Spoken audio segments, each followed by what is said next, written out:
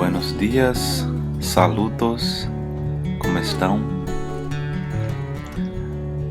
Estou contando com a interação dos senhores para que podamos, sí o sí, continuar as atividades por el método de las videoclases y nossa interação personal, porque sí o sí vamos a continuar. Bueno, en esta parte de la clase, en esta clase en especial, yo siempre hablo de la historia cronológica y los aportes y evolución de la teoría del cáncer, porque es una enfermedad con registros milenares. Vean que tenemos acá, en esa línea histórica, datos de 3000 antes de Cristo.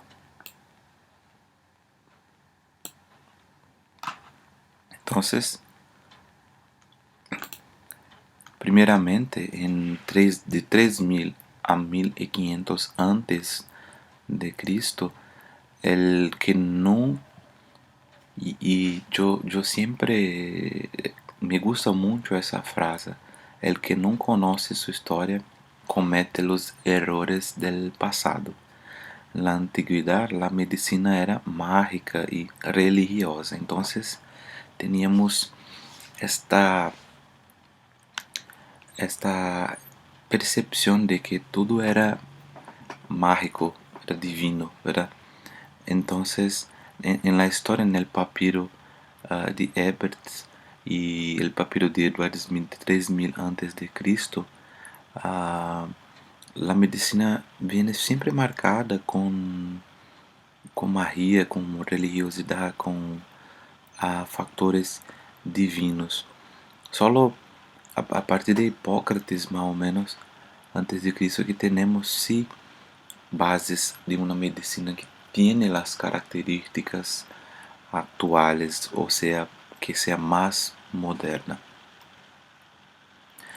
En 1600 antes de Cristo hubo la primera descripción registrada del tratamiento quirúrgico del cáncer en el Egipto. En 450 hasta 1136 a.C., Heródoto, antes de Hipócrates, descreve el caso de la princesa Atossa, que tenía un tumor mamario que ocultó durante tiempo por pudor hasta que se ulceró y Democedes se lo curó.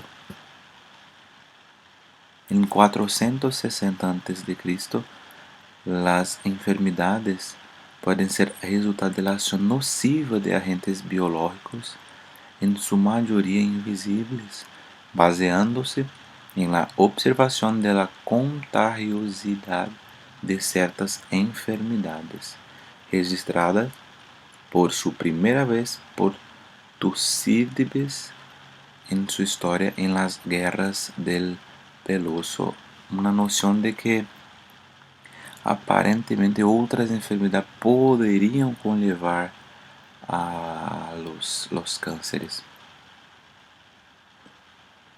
De 460 a 370 a.C., Hipócrates descreveu por primeira vez esta enfermedade e señalou su grave prognóstico. Entonces, ya en su época, já se tinha como uma enfermidade que tinha um prognóstico muito reservado, muitas vezes mal prognóstico. Em seus documentos, tratou de explicar sua natureza invasiva, comparando-lhe com a ação destrutora que produz um cangrejo em los tecidos blandos de sua víctima. Recomenda não utilizar cirurgia quando a enfermidade está muito avançada, em la fase terminal, e utiliza por primeira vez a palavra carcinoma, ou seja, carcinoma.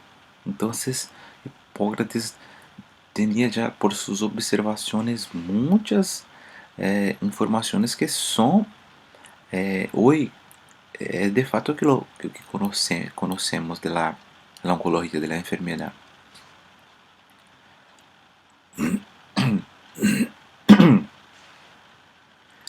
Em 129 hasta 199 a.C., Galenos de Pergamo, médico grego que assistiu ao imperador romano Marco Aurélio, sugeriu que o câncer podia ser a resultante da acumulação da bilis negra, teoria dos humores, produzida por el estômago e el baço, e que devia deixar o paciente sem tratamento. Su pensamento que a natureza não hace nada em vano resultou muito atrativo em las mentes de la Edad Media, por lo que su legado tuvo gran influencia durante los siglos. Clasificó a los tumores en dos grandes categorías: los que obedecen a la naturaleza, como las mamas lactantes y el útero gravídico, y los que sobrepasan a la naturaleza, como los callos óseos y el cáncer. Este traduce la palabra griega carcino al latín cáncer por mucho tiempo, y empezó a utilizar el término oncos. Entonces, fíjense, a percepção de ele que era natural, que não havia nada que fazer. A natureza não se enganava, segundo ele. Então, que deixasse nomás, não tratassem, mientras que os pacientes padeciam, porque, segundo sua percepção, era natural.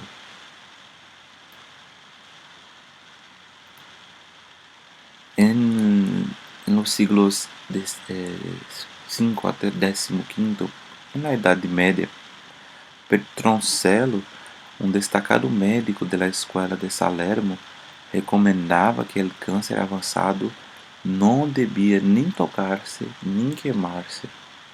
A introdução da imprensa também teve grande impacto nesta época, entre 1460 e 1480.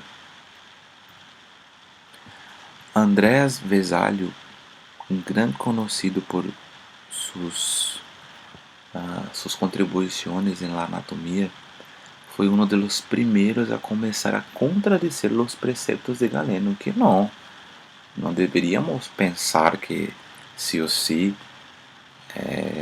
tinha um curso natural, que era a teoria dos humores, que se acumulava bilis. Então, havia já um cambio neste pensamento.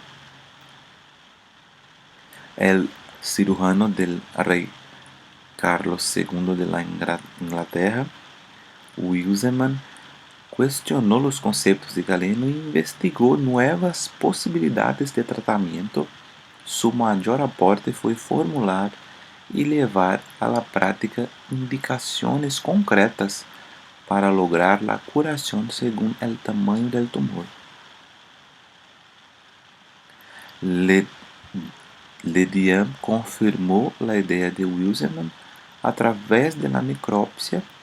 El cáncer es al principio una lesión local curable con la cirugía, por ejemplo, pero que luego se extendía a través de los vasos linfáticos y tiende a recidivar. Entonces, ya informaciones que también son útiles, otra vía de diseminación de los cánceres. Hasta entonces no se hablaba de eso, pensava-se que seria local. Então, dissemina-se linfaticamente e pode recidivar, ou seja, volver. Em 1713, Bernardino Ramazzini introdujo el concepto del fator de riesgo, ou seja, existem fatores que sí ou sí podem contribuir ou conllevar a um câncer.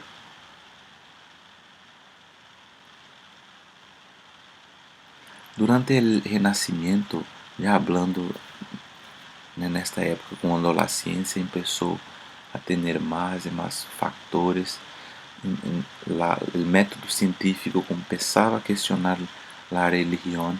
Então, John Hill advertiu que a inalação de tabaco podia provocar câncer na cavidade oral e nasal.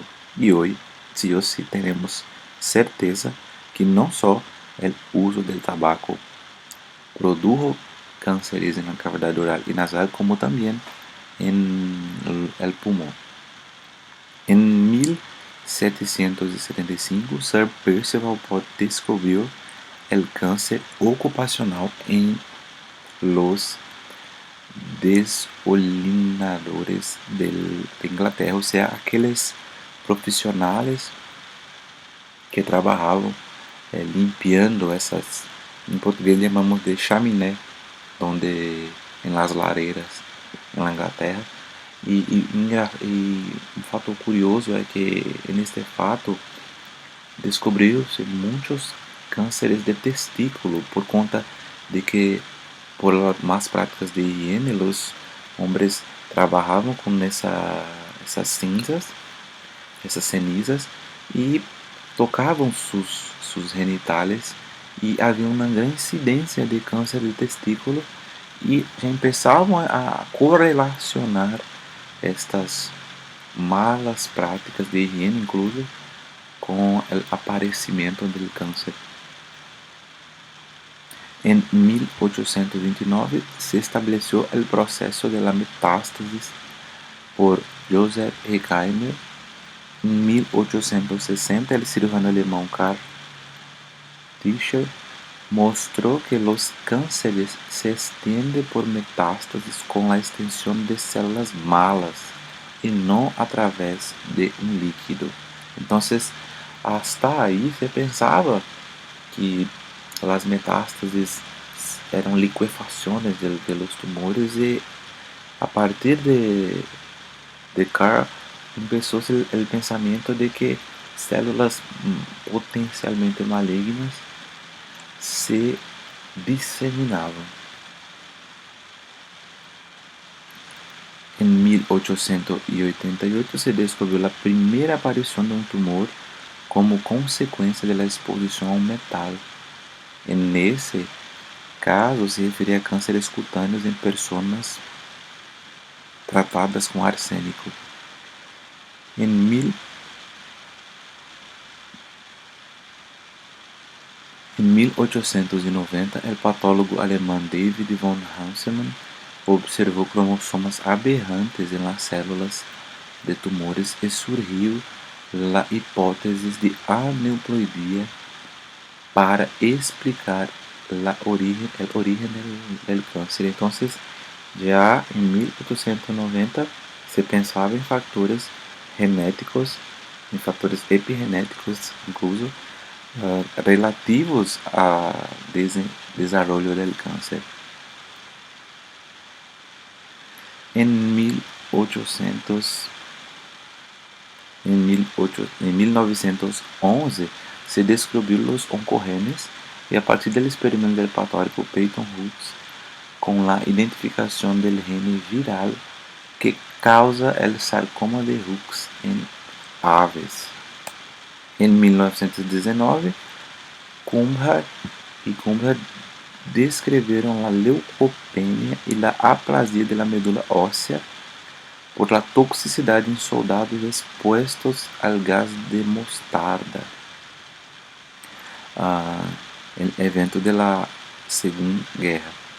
E em 1940 se demonstra a atividade da mostarda nitrogenada em los linfomas. Então, em 1940 temos o relato da utilização fora de los campos de guerra en el tratamento de linfomas e leucemias por sua capacidade de fazer com que a medula involuísse por así decir, trabajase menos. Entonces, es una ciencia extremadamente joven con relación a su tratamiento. Entonces, 1940, no estamos hablando ni de 100 años aún.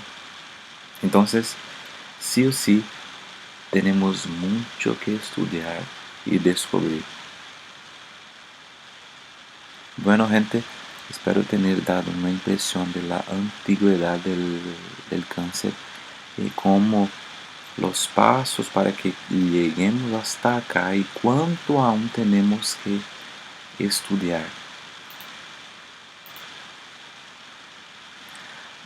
Solo un último detalle, durante la Segunda Guerra Mundial, 1940, se demonstró la actividad de la mostarda nitrogenada de los linfomas. Em 1940, Sidney Farber observou os níveis baixos de ácido fólico em niños com leucemia. Sidney Farber, um dos padres, sí o sí, el padre de la oncología moderna.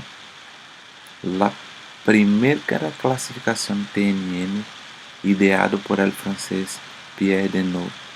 Voy a hablar bastante de eso aún. Y en 44, el inicio de la quimioterapia.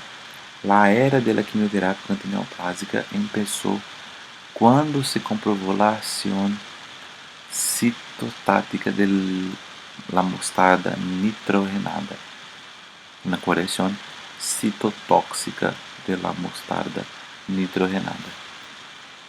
Entonces, gente, espero que les guste conocer un poco de la historia y sí o sí vamos a hablar un poco más. Nos vemos. Muchas gracias.